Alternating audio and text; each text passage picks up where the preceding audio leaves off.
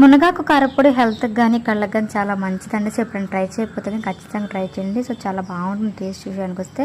So మన normal కారపొడి కంటే ఇది మునగాకు కారపొడి చాలా టేస్ట్ అయితే డిఫరెంట్గా కూడా టేస్టీగా కూడా ఉంటుంది. అదేవిధంగా హెల్త్కి కూడా మంచిది అనమాట. సో మనం ఎక్కువ ఖర్చు కూడా పెట్టాల్సిన అవసరం లేదు, శ్రమ కూడా ఎక్కువ పెట్టవసరం లేదనమాట. సో ముందుగా చక్కగా క్లీన్ చేసి వాటర్ ఏం లేకుండా ఫ్యాన్ గాలి కానీ ఎండలో ఆరబెట్టుకుని సో కొద్దిగా ముందేమో ఆయిల్ లేకుండా ఫ్రై చేసి తడంతా పోయిన తర్వాత ఆయిల్ వేసి ఫ్రై చేసి పక్కన పెట్టుకోవాలి. నెక్స్ట్ ఇంకా జీలకర్ర, ధనియాలు, పచ్చెనపప్పు, కరివేపాకు, ఎండుమిరపకాయలు కూడా నూనెలో వేసి ఫ్రై చేసుకుని ఇవి కూడా మిక్సీ జార్లో అయితే వేసేసుకోవాలి.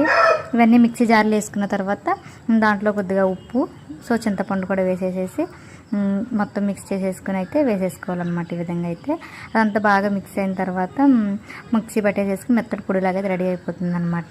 సో చేయడం చాలా ఈజీ అండి. ఒకసారి మీరు చేస్తే చాలా ఈజీ అయిపోతుంది. సో ఇది టిఫిన్స్లో కానీ అన్నంలో కానీ చాలా బాగుంటుంది అనమాట.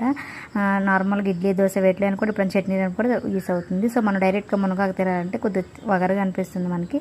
కానీ ఈ విధంగా కారపొడి చేసి పెట్టుకుంటే ప్రతి అన్నంలో కానీ ఏదైనా ఒక ముద్ద తింటే రోజు డైలీ మంచిదన్నమాట.